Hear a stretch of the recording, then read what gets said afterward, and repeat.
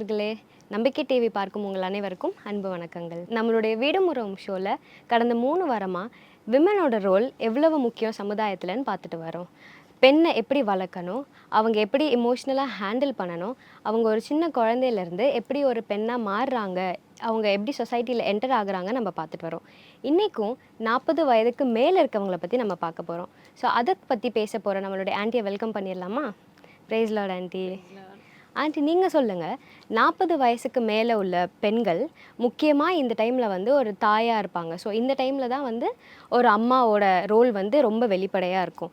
So இந்த மாதிரி இருக்க பெண்களை வந்து ஒரு குழந்தை வளர்ப்பு எப்படி இன்ஃப்ளூயன்ஸ் பண்ணும் ஆண்டி? நல்ல விதத்துலையாக இருந்தாலும் சரி, அது தவறான விதத்துலையாக இருந்தாலும் சரி, அவங்களோட தாய்மை வந்து அவங்களோட வாழ்க்கையை எப்படி இன்ஃப்ளூயன்ஸ் பண்ணும்? பொதுவாகவே ஒரு குழந்தைக்கு அப்பா எப்படி ஒரு ஹீரோவோ அதே போல் அம்மாவும் ஒரு ஹீரோயின். சரியா? ஏன்னா அப்பா எதெல்லாம் செய்கிறாங்களோ அவங்க தான் ஃபஸ்ட்டு ஹீரோ அந்த குழந்தைக்கு. அதே போல் அம்மாவுடைய ஆக்டிவிட்டீஸ், அவங்க செய்கிறது, பேசுகிறது, அவங்க எப்படி பிஹேவ் பண்ணுறாங்க, என்ன யோசிக்கிறாங்க, அது எல்லாமே இந்த குழந்தையுடைய லைஃப்பையும் நல்ல விதத்தில் இன்னும் தவறான விதத்துலேயும் பாதிக்கக்கூடியதாக இருக்குது. இப்போது வந்து ஒரு குழந்தைக்கு அம்மா ஹீரோயின் இல்லை, அம்மா ஹீரோயினாக இருக்கும்போது எல்லா குழந்தைங்களும் அம்மாவை பார்க்கும்போது ஒரு சக்ஸஸ்ஃபுல் உமனாக தான் பார்க்குறாங்க இல்லை. ஸோ அப்போது பார்க்கும்போது அம்மா என்ன செய்யணும்னா வீட்டில் இப்போ பொதுவாக இது மிட் லைஃப் க்ரைசிஸில் வந்துடும். 35லேருந்து 55 வந்து ஏஜ் வந்து பெண்களுக்கு இல்லை ஆண்களுக்குமே இருக்கும் மிட் லைஃப் க்ரைசிஸ். ஆனால் பெண்களுக்கு கொஞ்சம் அதிகமாக வெளிப்படையாக தெரியும். வீட்டுக்குள்ளே இருக்கிறாங்க, வெளியில் வேலைக்கு போனாலும் கூட சில நேரங்களில் பெண்களுடைய ரோல் அதிகமாக வீட்டுக்குள்ளே இருக்கிறதுனால அந்த சிம்டம்ஸ்லாம் அதிகமாக வெளிப்படுத்தக்கூடிய ஒரு இடமும் வீடாக தான் இருக்குது. இப்போது ஃபார் எக்ஸாம்பிள் டென்ஷன் அதிகமாக இருக்குதுன்னு வச்சுக்கோங்களேன். டென்ஷன் வரும், ஒரு மாதிரி திடீர்னு அவங்க மூடு வந்து மாறிடும். திடீர்னு அழுவாங்க, திடீர்னு சிரிப்பாங்க, என்ன செய்கிறாங்கன்னு அவங்களுக்கே புரியாது. இப்போ எதுக்காக டென்ஷனாக இருக்கோன்னே புரியாது நிறைய பேருக்கு. டென்ஷனை எங்கேயாவது வெளிப்படுத்தணும். ஒன்று அவங்க ஹஸ்பண்ட் மேலே வெளிப்படுத்துவாங்க, இல்லை பிள்ளைங்க மேலே வெளிப்படுத்துவாங்க, வீட்டில் இருக்க பெரியவங்க அல்லது அவங்களுடைய ரிலேஷன்ஸு, சில நேரம் பொருட்கள் மேலே கூட என்ன செய்வாங்க, வெளிப்படுத்துவாங்க. இல்லை தூக்கி தூக்கி வீசுறது, இப்போது டம்ளர் எடுத்தால் அதை தூக்கி டப்புன்னு போடுறது, இல்லை பிளேட்டை தூக்கி வீசுறது, கரண்டியை வச்சு யாரையாவது அடிக்கிறது, கோவம் வருதுன்னா கையில் அடிக்கிறது போல் கரண்டியை தூக்கிட்டு போய் அடிக்கிறது. ஸோ இந்த மாதிரி விஷயங்கள் வந்து அந்த டென்ஷனை அவங்களுக்கு என்ன செய்யுது, வெளிப்படுத்துகிற பிளேஸாக இருக்குது. ஆனால் இது வந்து ஆரோக்கியமான விதம் கிடையாது. ஏன்னா நான் என் டென்ஷனில் என் ஹஸ்பண்டை நான் திட்டுறேன்னு வச்சுக்கோங்களேன், அவங்களுக்கு அது என்ன செய்யும், நான் ஒன்றுமே செய்யலை, எல்லாமே ப்ரொவைட் பண்ணுறேன், எல்லா சுச்சுவேஷனையும் நான் நல்லா சேஃபாக வச்சுக்கிறேன், அப்போ என்னை எதுக்கு திட்டணும்னு ஹஸ்பண்டுக்கு என்ன செய்யும், ஒரு மாதிரி வெறுப்பு தட்ட ஆரம்பிச்சிடும். ஃபஸ்ட்டு ஒரு மாதிரி அட்ஜஸ்ட் பண்ணுவாங்க, கண்டினியூஸாக இது இருந்துகிட்டே இருக்கும்போது ஒரு மாதிரி வெறுக்க ஆரம்பிப்பாங்க. அப்போ பிள்ளைங்களையும் திட்டிங்கன்னா பிள்ளைங்களும் என்ன செய்வாங்க, வெறுக்க ஆரம்பிப்பாங்க. பொருட்களும் அந்த வீட்டில் சேஃபாக இருக்காது. யாருக்குமே அந்த வீட்டுக்கு வர்றதுக்கே என்ன செய்யும், பயமாக இருக்கும். இப்போ யாராவது ரிலேஷன் வராங்க வீட்டுக்குள்ளே, நான் எங்கள் வீட்டில் உள்ளே இருந்து கத்திட்டு இருக்கேன், சண்டை போட்டுட்டு இருக்கிறேன் அப்படின்னா உள்ளே வருவாங்களா வரமாட்டாங்களா, யோசிப்பாங்க. ஐயோ இனிமேல் இங்கே என்ன செஞ்சிடக்கூடாது, வந்துடக்கூடாது, டைம் பார்ப்பாங்க. இந்த டைமில் கண்டிப்பாக என்ன செய்யக்கூடாது, வரக்கூடாது, இந்த நபர் இருக்கும்போது வரக்கூடாது, அந்த மாதிரி என்ன செய்வாங்க, யோசிப்பாங்க இல்லையா. ஸோ இது டென்ஷன் உண்மை, இது பிகாஸ் இது மிட் லைஃப் க்ரைசிஸ், டென்ஷன் உண்மை. ஆனால் அதை வெளிப்படுத்துகிற விதம்னு ஒன்று இருக்குது. இப்போ ஃபார் எக்ஸாம்பிள் டென்ஷன் அதிகமாகுதுன்னு வச்சுக்கோங்களேன், ஃபஸ்ட்டு போய் ஒரு இடத்துல உட்காந்துடணும். சரியா? எந்த வேலை செஞ்சாலும் வேலையை விட்டுட்டு ஒரு இடத்துல உட்காந்துடணும், ஒரு டம்ளர் தண்ணி எடுத்துக்கணும், தண்ணி எடுத்துகிட்டு ரிலாக்ஸாக குடிக்கணும். ரிலாக்ஸாக கொஞ்சம் நேரம் குடிக்க நம்ம யோசிக்க ஆரம்பிப்போம். இப்போ நம்ம தண்ணி எடுத்து குடிக்கிறேன்னு வச்சுக்கோங்க, இப்படி குடிக்கும்போது கொஞ்சம் கொஞ்சமாக குடிச்சிட்டே இருக்கிறேன்னா என்னோடய டென்ஷன் என்ன செய்யும், கம்மியாகிட்டே வரும். அப்போ நான் திடீர்னு யோசிக்க ஆரம்பிப்பேன், எதுக்கு இப்போ நான் தேவையில்லாமல் இந்த டென்ஷன் வந்துச்சு எனக்கு அப்படின்னு சொல்லிட்டு நான் யோசிக்கலாம். யோசிக்கிறது மட்டும் இல்லாமல் இந்த டென்ஷனை நான் இவங்க மேலே காட்டிட்டேனே தப்பு, அப்போ இந்த டென்ஷனை இவங்க மேலே காட்டினது தப்புன்னு நம்ம உணர்றதுக்கு எனக்கு ஒரு சான்ஸ் கிடைக்குது. அப்போ இந்த டென்ஷனை எப்படி நான் கையாளணும்னா, இந்த மாதிரி தண்ணி குடிச்சிட்டு ரிலாக்ஸ் ஆகிட்டு, நான் டென்ஷன் ஆனது சரியா தப்பா, இந்த டென்ஷனை யார் மேலே காட்டினேன், இது சரியா தப்பா அப்படின்னு நான் என்னை அனலைஸ் பண்ணிவிட்டு, ஓகே இது இதனால தான் டென்ஷன் ஆச்சு, எனக்கு வந்து ஒர்க் பிளேஸில் ஒரு டென்ஷனாக இருந்திருக்கும், அதை வந்து நான் வீட்டில் காட்ட வேண்டிய அவசியம் இல்லை. அங்கே ஒர்க் பிளேஸில் என்ன டென்ஷனோ அவங்கக்கிட்ட சொல்லி புரிய வச்சு அதை ரிலாக்ஸ் பண்ணி சமாதானமாக வந்திருக்கலாம் வீட்டுக்கு. இல்லை வீட்டில் உள்ள டென்ஷனாக இருக்கும், நான் அதை ஒர்க் பிளேஸில் கொண்டு போய் காட்ட வேண்டிய அவசியம் இல்லை. அப்போ வீட்டிலே உட்காந்து அது ஏன் டென்ஷன், எதனால் வந்துச்சு அப்படின்னு நான் ரிலாக்ஸ் பண்ணி இங்கே கிளியர் பண்ணிவிட்டு அட்மாஸ்ஃபியரை பீஸ்ஃபுல்லாக ஆக்கிட்டு நான் போனேன்னா, நான் போகிற இடத்துலையும் நல்லா என்ன செய்ய முடியும், பீஸ்ஃபுல்லாக இருக்க முடியும். ஒர்க்கும் சக்ஸஸ்ஃபுல்லாக என்ன செய்யும், போகும். சரிங்களா? ஸோ இது ஒரு சின்ன எக்ஸாம்பிள். தவறாக போவதற்கு இது ஒரு சின்ன எக்ஸாம்பிள். ஸோ இந்த மாதிரி நம்ம பாசிட்டிவாக அல்லது நெகட்டிவாக எப்படி நம்ம எல்லாத்தையும் வெளிப்படுத்துகிறோமோ அது வந்து நம்முடைய குழந்தைகளை நேரடியாக பாதிக்கும். அவங்க தான் நேராக பார்க்குறாங்க. நமக்கு ஏற்கனவே தெரியும், நம்ம செயல்கள் வந்து நம்முடைய வார்த்தையை காட்டிலும் வலிமை படைத்தது. அப்போ நம்முடைய ஆக்ஷன்ஸ், நம்ம எதை செய்கிறோமோ அது வந்து பார்க்குறவங்க கண்ணில் வந்து அது வந்து ஒரு நல்ல லெசன் கொடுக்கும், ஸ்ட்ராங்கான ஒரு லெசன் அவங்களுக்கு கொடுக்குது. ஸோ அது மூலமாக அவங்களுடைய வாழ்க்கை என்ன செய்யும், பில்டப் ஆகும். ஸோ நெகட்டிவாக பில்டப் ஆகுதா அல்லது பாசிட்டிவாக பில்டப் ஆகுதா அப்படின்றது ஒரு மதர் அல்லது ஃபாதர் பேரண்ட்ஸ்கிட்ட இருக்குது. ஸோ நீங்கள் சொன்ன அந்த ஆக்டிவிட்டி, அதாவது டைம் எடுத்து யோசிக்கிறது வந்து போத் அம்மாக்கும் சரி அப்பாவுக்கும் சரி அப்ளை ஆகும். ஸோ ஆண்டி, இந்த தாய்மை அதாவது மதர்ஹுட், இந்த இதில் தாய்மை அல்லது மதர்ஹுட் ஒரு அம்மாவை வந்து பிள்ளைகளை வளர்க்குற விதத்தில் வந்து அது இம்பேக்ட் பண்ணுது. ஸோ ஒரு பெண் அப்படின்னு பார்க்கும்போது தாய்மை மட்டும் இல்லாமல், அதாவது நான் ஒரு அம்மா அப்படின்னு மட்டும் இல்லாமல் வேறு எந்த விஷயம்லாம் வந்து நான் பிரயோஜனமாக இருக்கேன், ஒரு குடும்பத்துலேயும் சரி இல்லை சமுதாயத்துலேயும் சரி, இந்த விஷயத்துலலாம் நான் பிரயோஜனமாக இருக்கேன் அப்படின்னு எதெல்லாம் ஃபீல் பண்ண வைக்கும் ஆண்டி? நான் குடும்பத்தில் பிரயோஜனமாக இருக்கேன் அப்படின்றத எப்படிலாம் ஃபீல் பண்ண முடியும்னா, பிள்ளை வளர்ப்பில் மட்டும் இல்லாமல் மற்ற விஷயங்களையும். இப்போது ஃபார் எக்ஸாம்பிள் நான் வீட்டில் ஒரு குடும்ப தலைவியாக இருக்கிறேன். பிள்ளைங்களை வளர்க்குறது மட்டும் இல்லாமல் மற்ற ரெஸ்பான்சிபிலிட்டிஸும் எனக்கு வீட்டில் இருக்குது. ஸோ இதுலேயும் கான்சன்ட்ரேட் பண்ணணும், அதுலேயும் நான் என்ன செய்யணும், கான்சன்ட்ரேட் பண்ணணும். கிச்சனில் சமைக்கிற ரெஸ்பான்சிபிலிட்டி இருக்குது. இப்போ சமைக்கணும்னா அதுக்கு திங்ஸ் வாங்கணும், பர்ச்சேஸ் பண்ணணும். ஸோ நான் வெளியில் போக வேண்டிய ரெஸ்பான்சிபிலிட்டி இருக்குது. சப்போஸ் நான் வெளியே போக முடியலன்னா யார் மூலமாவது வாங்கிக்கலாம். வெளியே போய் வாங்க முடியாத பட்சத்தில் சில நேரங்களில் அவசரத்துக்கு ஆன்லைனில் என்ன செய்யலாம், நமக்கு ஃபீஸபிளாக இருந்துச்சுன்னா ஆர்டர் பண்ணிக்கலாம். இல்லைனா முன்கூட்டியே இதை நான் பிளான் பண்ணணும்.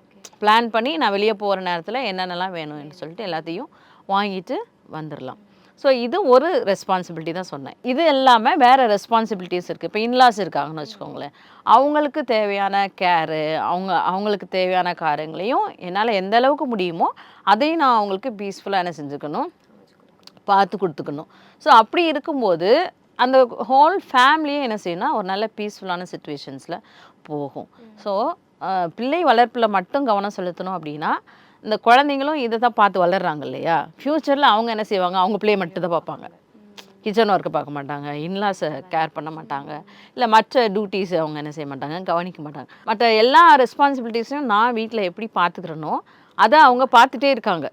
ஸோ அவங்க வளர்ந்து வர்ற நாட்களில் அவங்க ஃபேமிலின்னு ஒரு அமைப்பு வந்து அவங்க லைஃப் ஸ்டார்ட் பண்ணும்போது அவங்களுக்கு இதெல்லாம் ரொம்ப ஈஸியாக இருக்கும். அவங்க ஃபேமிலியை எல்லா விதத்துலேயும் நல்ல சந்தோஷமாக அவங்க வாழ முடியும்.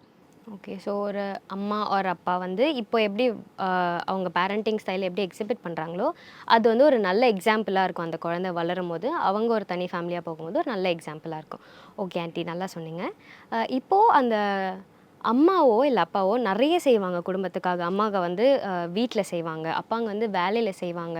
ஸோ நிறைய எஃபர்ட்ஸ்க்காக, யாருக்காக, முக்கியமாக குடும்பத்துக்காக, பிள்ளைங்களுக்காக தான் போடுவாங்க.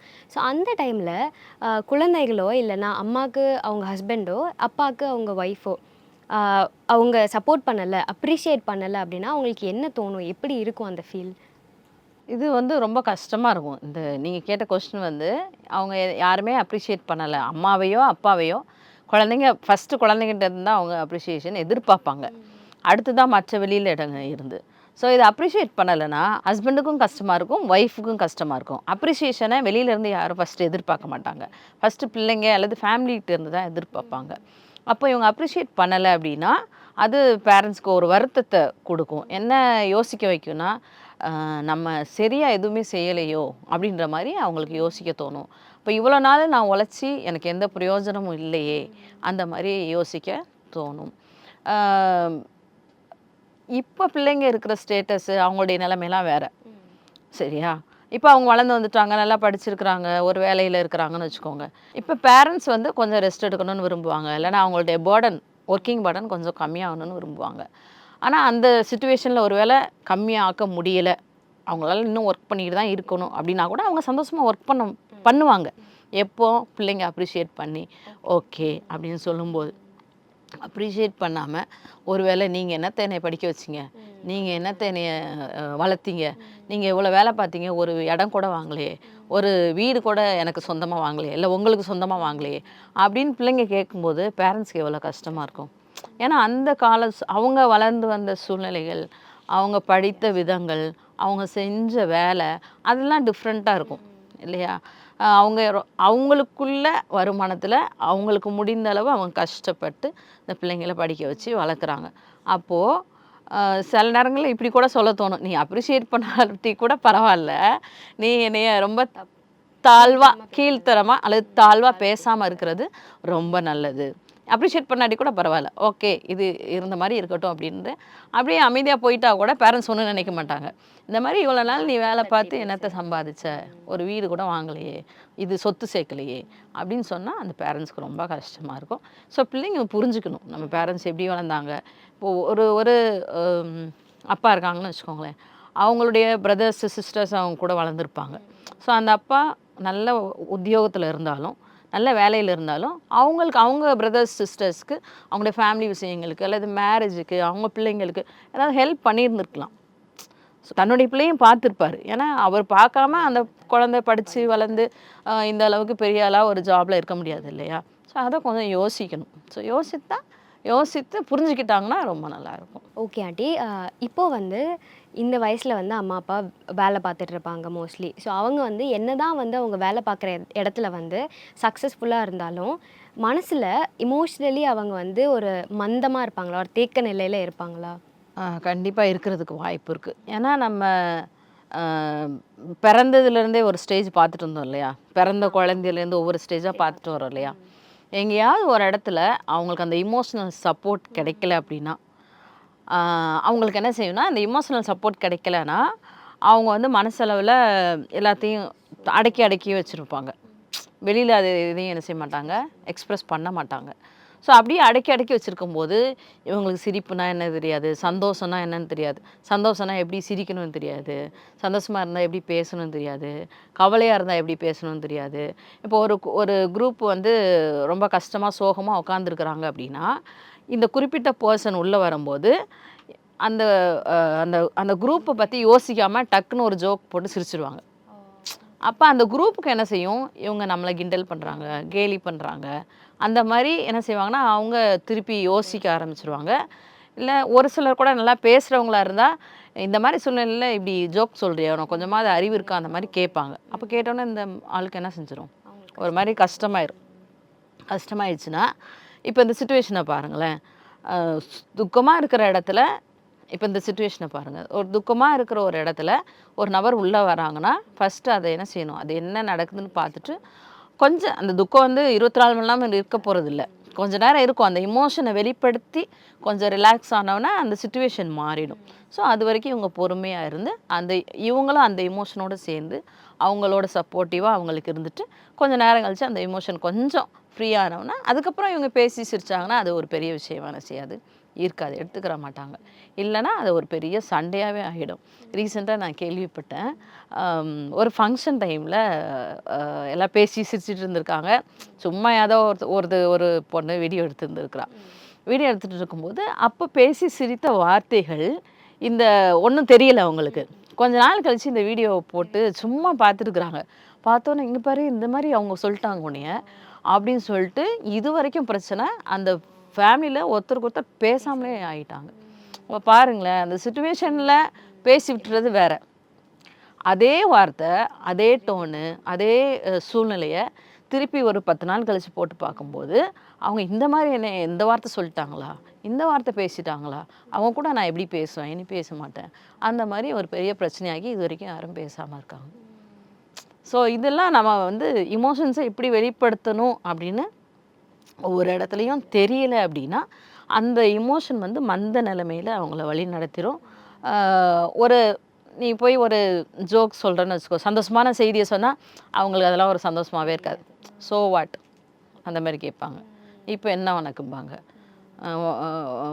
மைண்ட் யுவர் ஓன் பிஸ்னஸ் அப்படிம்பாங்க, சம்மந்தமே இல்லாமல் பேசுவாங்க. அப்போது அவங்களுக்குள்ள அந்த இமோஷன்ஸ் வந்து எக்ஸ்ப்ரெஸ் பண்ண முடியலை, பண்ண அவங்களுக்கு இடம் வந்து சின்ன வயசில் இருக்கும்போது இடம் இல்லை, எக்ஸ்ப்ரெஸ் பண்ணுறதுக்கு இடம் இல்லை. ஸோ எக்ஸ்ப்ரெஸ் பண்ண தெரியல. இதனால சொசைட்டிலையுமே இவங்களால அந்த எமோஷன்ஸை சரியாக வெளிப்படுத்த முடியாததுனால நிறைய இடத்துல இவங்க வந்து எல்லாரும் என்னை ஹர்ட் பண்ணுறாங்க அப்படின்ற அந்த ஹர்ட் ஃபீலிங்ஸ் அதிகமாக இருக்கும் இவங்களுக்கு. எது சொன்னாலும் ஹர்ட் பண்ணிட்டாங்க, என்னை இவங்க காயப்படுத்திட்டாங்கன்னே சொல்லிட்டு அலைவாங்க. ஸோ அவங்களுக்கு என்ன செய்யணும்னா ஒரு சந்தோஷமாக இருக்கிறத வச்சு எப்படி சந்தோஷமாக இருக்கணும்னு தெரியாது. எல்லாத்துலேயுமே அவங்க வந்து ஒரு குறையவே பார்த்துட்டே இருப்பாங்க. ஸோ அப்படி பார்த்துட்டு இருக்கும்போது குறை இல்லாதவங்க யாருமே கிடையாது. கண்டிப்பாக எல்லாருக்குள்ளேயும் டிஃப்ரெண்ட்டான பாசிட்டிவ்ஸ் இருக்குது, நெகட்டிவ்ஸ் இருக்குது. ஸோ இவங்களுக்கு தெரிகிறதெல்லாம் என்ன செய்யும், நெகட்டிவாக தான் தெரியும். ஸோ அவங்க எப்படி நினைக்கிறாங்களோ அது போல் தான் மற்றவங்களையும் அவங்க பார்ப்பாங்க. மற்றவங்க வந்து எக்ஸ்ப்ரெஸ் பண்ணால் கூட இவங்களால அதை அக்செப்ட் பண்ணிக்கிற முடியாது, அவங்களோட சேர்ந்து என்ஜாய் பண்ண முடியாது, அவங்களோட துக்கப்பட முடியாது இவங்களால. ஸோ அந்த ப்ரெசென்ட் எமோஷன் வந்து அவங்க எக்ஸ்ப்ரெஸ் பண்ண முடியாது, அதை அக்செப்டும் பண்ணிக்க முடியாது, எக்ஸ்ப்ரெஸும் பண்ண முடியாது. ஆமாம், ப்ரெசென்ட் எமோஷனும் அக்செப்ட் பண்ண முடியாது, எக்ஸ்ப்ரெஸ் பண்ண முடியாது. பாஸ்டாக இருக்கிறது ரொம்ப உள்ளே இருக்கிறதுனால இது ஃபுல்லாத்தையும் டம்ப் பண்ணிடும் அப்படியே. அவங்களால ஒரு மாதிரி மூடியாகவே இருப்பாங்க. ஸோ எதுலேயுமே அலைவாகவே இருக்க மாட்டாங்க. கண்டிப்பாக. Okay okay. இப்போது இந்த வயசில் அவங்க வேலை பார்க்குறதா இருந்தாலும் சரி, இல்லை வீட்டில் வேலை பார்க்குறதா இருந்தாலும் சரி, அம்மா அப்பா யாராக இருந்தாலும் சரி யூஸ்ஃபுல்லாக தான் இருக்கேன் அப்படின்னு நினைப்பாங்க. பட் சில பேர் வந்து இல்லை நான் சும்மா பெருசாலாம் என்னால் எந்த யூஸும் இல்லை, சும்மா வாழணும்னு வாழ்கிறேன், அது ஒரு மாதிரி ஸ்கெடியூலாக போகுது, ரொட்டீன் மாதிரி போகுது, அப்படி இருக்கிறதுக்கு என்ன வித்தியாசம் ஆண்டி? எப்படி அவங்க வந்து தன்னைத்தானே எவாலுவேட் பண்ணிக்கலாம், எப்படி வந்து ஸ்கோர் பண்ணிக்கலாம் அவங்க? இப்போ அந்தந்த வயதுக்கு அந்தந்த வளர்ச்சி இருக்குது இல்லையா? ஸோ அந்தந்த வளர்ச்சியில் வரும்போது இந்த ஸ்டேஜில் இவங்க ஃபஸ்ட்டு சின்ன குழந்தையா இருந்தாங்க, அப்புறம் கொஞ்சம் வளர்ந்தாங்க, ஸ்கூல் போக ஆரம்பித்தாங்க, அதுக்கப்புறம் அந்த டீனேஜ் வந்துச்சு, அதுக்கப்புறம் யூத் ஸ்டடீஸ்லாம் ஓரளவு முடிச்சிடுவாங்க, முடிச்சுட்டு ஒரு ஜாப் போயிடுவாங்க, ஜாப் செட்டில் ஆகிட்டு அதுக்கப்புறம் ஒரு மேரேஜ்னு வரும், அப்புறம் குழந்தைங்க, அப்புறம் அந்த ஃபேமிலி எக்ஸ்டெண்ட் ஆகும், ஒரு ஃபேமிலி வரும்.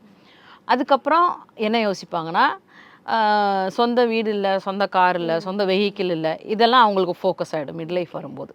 ஸோ இது கொஞ்சம் கொஞ்சமாக அவங்களால முடிஞ்ச அளவுக்கு அவங்க ட்ரை பண்ணி அவங்க என்ன இன்கம் சோர்ஸ் அவங்களுக்கு இருக்கோ அதை வச்சு அவங்க ஒரு சொந்தமாக பைக்கு, காரு அல்லது வீடு என்ன செய்வாங்க, வாங்க ட்ரை பண்ணுவாங்க, வாங்க ஆரம்பிப்பாங்க. ஸோ இதெல்லாம் அவங்களுக்கு என்ன செய்யுதுன்னா ஒரு எனர்ஜி. நான் ஒரு மனுஷனாக இருக்கிறதுக்கு எனக்கு ஒரு ஒரு என்ன சொல்கிறது, ஒரு உந்து சக்தி அவங்களுக்குள்ளே இருக்கும். ஓகே, நான் நல்லா செஞ்சுருக்கிறேன், என்னால் உழைக்க முடியுது, என்னால் சம்பாதிக்க முடியுது, என்னால் பொருட்களை வாங்க முடியுது, என்னால் வளர முடியுது. பொருட்கள் மட்டும் இல்லை, எல்லா விதத்துலேயும் அவங்களுக்கு ஒரு வளர்ச்சி, ஸ்பிரிச்சுவலாக கூட அவங்களுக்கு ஒரு நல்ல வளர்ச்சி இருக்கும். ஸோ வளர முடியுதுன்னு ஒரு சந்தோஷம் இருக்கும் பார்த்தீங்களா? இந்த சந்தோஷம் என்ன செய்யணும்னா அவங்களுக்கு ஒரு மன நிறைவை கொடுக்கும். மன நிறைவை கொடுக்குறது இல்லாமல் இவங்களுக்குள்ள சந்தோஷம், இந்த பிள்ளைங்களும் அந்த டைமில் அவங்க வளருவாங்க. இப்போ நான் ஒரு குடும்பத்தில் இருக்கிறேன், என் பிள்ளைங்க வந்து அவங்க படித்து முடிச்சுட்டு ஒருத்தர் டுவர்ட்ஸ் ஜாப் இருக்கிறாரு, அடுத்து இன்னொருத்தர் படிச்சுட்டு இருக்கிறாரு, அடுத்து இன்னொரு குட்டியாக இருக்கிறான். ஸோ இவங்களுக்கும் என்ன செய்யும் அப்படின்னா பேரண்ட்ஸை பார்க்கும்போது இவங்களுக்கும் ஒரு சந்தோஷம் இருக்கும். இப்போ முக்கியமாக பேரண்ட்ஸுக்கு குழந்தைங்கள பார்க்கும்போது அந்த சந்தோஷம் இருக்கணும். ஓகே, என் பிள்ளைங்கள நல்லா வளர்த்துருக்கோம், என்னால் முடிஞ்ச அளவுக்கு எனக்கு இருக்க இன்கம் வச்சு வெஹிக்கிள் வாங்கியிருக்கோம், இல்லை ஒரு வீடு வாங்கியிருக்கோம், ஸ்பிரிச்சுவலாக நல்லா வளர்த்துருக்கோம், கிறிஸ்துவுக்குள்ளே நல்லா வளர்த்துருக்குறோம், ஊழியத்தில் வளர்த்துருக்குறோம் அப்படின்ற ஒரு ஒரு ஒரு ஒரு சாட்டிஸ்ஃபேக்ஷன், ஒரு திருப்தி இருக்கும்போது பிள்ளைங்களை பார்க்கும்போது எனக்கும் சந்தோஷமாக இருக்கும். ஸோ அவங்க செய்கிற ஆக்டிவிட்டீஸ் பார்க்கும்போது நாங்கள் அவங்கள வளர்த்ததுக்கும் அவங்களோட ஆக்டிவிட்டீஸ்க்கும் மேட்ச் ஆகுதா, நாங்கள் ப்ராட்டப் பண்ண விதமும் அவங்களுடைய ஆக்டிவிட்டீஸும் மேட்ச் ஆகுதா பார்க்குறோம். ஓகே, மேட்ச் ஆகுதுன்னா ஓகே, நம்ம நல்லா பண்ணியிருக்கிறோம், ஓரளவு பண்ணியிருக்கிறோம் முடிஞ்ச அளவு அப்படின்னு யோசிப்போம். சப்போஸ் நம்ம ப்ராட்டப் பண்ணதுக்கும் அவங்க செஞ்சதுக்கும் ஆப்போசிட்டாக இருந்துச்சுன்னா அப்போ நம்ம தப்பு செஞ்சிட்டோமோ, நம்ம சரியாக குழந்தைங்கள வளர்க்கலையோ அப்படின்ற அந்த ஒரு எண்ணம் நமக்குள்ளே என்ன செஞ்சிடும் வந்துடும். அதுவே ஒரு சோர்வை கொண்டு வந்துடும். இதுக்கு மேலே தான் நம்முடைய வாழ்க்கையின் கடைசி நாட்கள், கடைசி இயர்ஸ் ஆகுது. ஸோ அப்போ வந்து நமக்கு இவ்வளோ நாள் சந்தோஷமாக இருந்துட்டு இனிமே வந்து பிள்ளைங்க சரியாக இதில் வரல, அது பிள்ளைங்களுக்கு சரியாக இல்லை, நான் இதை சரியாக செய்யலை அப்படின்னு யோசிக்கும்போது வாழ்நாளின் கடைசி பகுதியில் துக்கமாக என்ன செஞ்சிடும், அந்த வாழ்க்கை கடந்து போயிடும். ஸோ அதில் வந்து நம்ம எப்படி இருக்கிறோம், நம்ம அந்த நம்முடைய வாழ்நாட்களில் மற்றவங்களுக்கும் போது நம்முடைய வீட்டில் உள்ள நம்முடைய குழந்தைகளுக்கும் நம்முடைய வீட்டாருக்கு நம்ம இருக்கிற சொசைட்டியில் மற்றவங்களுக்கு நம்ம பிரயோஜனமாக இருக்கிறோமா அப்படின்றத நம்ம வந்து அனலைஸ் பண்ணிக்கணும். ஓகே ஆண்டி, நீங்கள் இதில் சொல்லும் போது சொன்னீங்க பிள்ளைங்க வந்து வளருவாங்க வேலையை நோக்கியோ, இல்லைன்னா அவங்க கல்யாணம் பண்ணி அடுத்த ஃபேமிலியில் போவாங்க. ஸோ இந்த இதை வந்து நம்ம எம்டி நெஸ்ட் அப்படின்னு சொல்லுவோம். அதாவது ஆஹ், பிள்ளைங்க அந்த கூட விட்டு போகும்போது அம்மாவும் அப்பாவும் மட்டும் தனியாக இருப்பாங்க அப்படின்னு. ஸோ இந்த இமோஷன்ஸை வந்து எப்படி வந்து பேரண்ட்ஸாக ஹேண்டில் பண்ணலாம்? உண்மையாக இது ஒரு முக்கியமான பீரியடு பேரண்ட்ஸுக்கு. இந்த டைமில் நிறைய பேர் என்ன செய்கிறாங்கன்னா டிவோர்ஸ்க்கு அப்ளை பண்ணுறாங்கன்னு கேள்விப்படுறோம். நிறைய இஷ்யூஸ் இருக்குது ஹஸ்பண்டுக்கும் ஒய்ஃபுக்கும் இடையில. ஒரு பிரேக் ஆன மாதிரி ஆயிடுது. ஏன்னா சின்ன பிள்ளை குழந்தை பிறந்ததுக்கப்புறம் அம்மாவுடைய கான்சன்ட்ரேஷன் ஃபுல்லாக யார்கிட்ட போயிடுது, குழந்தை மேலே போயிடுது. அப்போ ஹஸ்பண்டுக்கு அங்கே கேர் அந்த கான்சன்ட்ரேஷன்லாம் குறைய குறைய பிள்ளைங்க மேலே அதிகமாக கான்சன்ட்ரேட் பண்ணும்போது பிள்ளைங்க எப்படினாலும் ஒரு காலகட்டத்தில் இந்த ஃபேமிலியிலேருந்து அம்மாவை விட்டு பிரிஞ்சு இல்லை அப்பாவை விட்டு பிரிஞ்சு இன்னொரு ஃபேமிலிக்கு போகணும், இன்னொரு ஃபேமிலி அவங்க நடத்தணும். ஸோ அப்படி போகும்போது அது பெரிய ஒரு கேப் ஆகிடும். ஒரு மாதிரி கூட இருந்தவங்க டக்குன்னு என்ன செஞ்சுருவாங்க, வெளியில் போனாங்க அப்படின்னோன்னா ஒரு மாதிரி எம்டி ஆகிடும். அம்மா அல்லது அப்பா அதிகமாக பிள்ளைங்க மேலே கான்சன்ட்ரேட் பண்ணி தங்களுக்குள்ளே அந்த கான்சன்ட்ரேட்டை குறைச்சிருந்தாங்கன்னா பிள்ளைங்க வெளியே போகும்போது ஹஸ்பண்டுக்கு ஒய்ஃபுக்கிட்ட சரியாக பேசவும் தெரியாது, ஒய்ஃபுக்கு ஹஸ்பண்ட்டை சரியாக பேசவும் தெரியாது, என்ன பேசணும்னு என்ன செய்யாது தெரியாது. ஆமாம், ஒரு மாதிரி புது அனுபவமாக தெரியும். ஸோ அதனால் எப்போதுமே இந்த எம்டினஸ் வராமல் பார்த்துக்கிற வேண்டியது ரொம்ப அவசியம். சப்போஸ் இந்த எம்டினஸ் வருதுன்னா அது எதனால் வருது அதை யோசிக்கணும். பிள்ளைங்களை எப்போதுமே நம்ம கைக்குள்ள வச்சுக்கிற முடியாது. அவங்க காலேஜ் ஸ்டடீஸ் போகிறாங்க, ஒன்ஸ் வெளியே போகிறாங்க, கண்டினியூஸாக வெளியே போக ஆரம்பிச்சிட்டாங்கன்னா அவங்க வந்து இன்னொரு இடத்துல போய் செட்டில் ஆக போகிறாங்கன்னு தான் அர்த்தம். ஸோ நம்மளும் அதை அம்மா அல்லது அப்பா கொஞ்சம் கொஞ்சமாக புரிஞ்சுக்கணும். இனிமேல் கொஞ்சம் கொஞ்சமாக குழந்தைங்க என்ன செய்கிறாங்க, நம்மளை விட்டு வெளியே போய் அவங்களும் ஒரு வாழ்க்கையை அமைச்சிக்கிற போகிறாங்கன்றதை அம்மாவும் அப்பாவும் கண்டிப்பாக என்ன செய்யணும், அவங்க புரிஞ்சுக்கணும். புரிஞ்சிட்டாங்கன்னா ரொம்ப சந்தோஷமாக இருக்கும். இல்லைன்னா இந்த எம்டினஸ் லைஃப் வந்து போரிங்காக இருக்கும், கஷ்டமாக இருக்கும். எங்கள் அம்மா வீட்டுக்கு போகிறேன், எனக்கு டிவோர்ஸ் கொடுங்க, எதுக்கு தான் இவ்வளோ நாள் இங்கே இருக்கணும், இவ்வளோ நாள் வடித்து கொட்டி என்ன பிரயோஜனம், அந்த மாதிரி ஒரு மாதிரி யோசிக்க ஆரம்பிச்சிரும். ஓகே. ஸோ ஆண்டி, நீங்கள் சொல்லும்போது சொன்னீங்க உங்களுக்கு ஒரு பையன் இருக்கான், அவன் அடுத்த ஜாப் நோக்கி போயிட்டுருக்கான் அப்படின்னு. ஸோ நீங்களும் கிட்டத்தட்ட அந்த எம்டி அந்த அந்த காலியாகிற, அதாவது வீடு வந்து காலியாகிற ஸ்டேஜில் தான் இருக்கீங்க. ஸோ நீங்கள் சொல்லுங்கள், இந்த வயசில் நீங்கள் வந்து இப்போ செட்டில் ஆகிட்டு இருக்கீங்க. ஸோ இந்த வயசில் உங்கள் பசங்க உங்களுக்கு என்னென்னலாம் பண்ணணும், என்னென்னலாம் பண்ணக்கூடாதுன்னு நீங்கள் எக்ஸ்பெக்ட் பண்ணுவீங்க? கடைசி காலத்தில் பேரண்ட்ஸ் என்ன எதிர்பார்ப்போம், ஒரு அட்மாஸ்பியர் இருக்கணுன்றது தான் பேரண்ட்ஸ் விரும்புவாங்க. நிறைய பேரண்ட்ஸ் பார்க்குறோம், பிள்ளைங்க சரியில்லை, அதனால் பேரண்ட்ஸை வந்து கவனிக்காமல் சரியாக அவங்களுக்கு ப்ரொவைட் பண்ணாமல் முதியோர் இல்லத்தில் சில நேரங்களில் தெருவிலலாம் விட்டு போயிடுறாங்க. இந்த வாரேன்னு கொஞ்ச நேரம் வாரேன்ட்டு விட்டுட்டு போனவங்க திரும்பி வர்றதே இல்லை. ஸோ அவங்க அனாதையாக அப்படியே இந்த ரோட் சைட்லாம் இருக்கிறாங்க. ஸோ அந்த மாதிரிலாம் பேரண்ட்ஸை பிள்ளைங்க விடக்கூடாது. அப்புறம் ஒரு பீஸ்ஃபுல்லான அட்மாஸ்பியர் பேரண்ட்ஸுடைய வாழ்நாள் முழுசும் இருக்கணும். அது வந்து பிள்ளைங்க தான் கொடுக்க முடியும். அதை தான் நாங்கள் எதிர்பார்ப்போம், வேறு எதையும் எதிர்பார்க்கல. இப்போ சப்போஸ் இன்கம் கம்மியாக இருக்குது, இல்லை இந்த சேவிங்ஸ் எதுவும் இல்லை பேரண்ட்ஸ்க்கு அப்படின்னா, இப்போ அந்த பேரண்ட்ஸ் கண்டிப்பாக பிள்ளைங்ககிட்டேருந்து கொஞ்சம் ஏதாவது மந்த்லி ஒரு பாக்கெட் மணி கண்டிப்பாக எதிர்பார்ப்பாங்க. அது சொல்ல மாட்டாங்க, அது பேசிக் தானே கண்டிப்பாக. ஆனால் சிலர் வந்து கொடுக்குறது இல்லை அதாவது அதை வந்து பிள்ளைங்க வந்து கொடுக்குறதில்ல சில பேரண்ட்ஸ்க்கு. ஓகே ஓகே ஆண்டி, நல்லாவே சொன்னீங்க. ஸோ கடைசியாக நான் ஒரு கேள்வி மட்டும் கேட்டு முடிச்சிடுறேன்.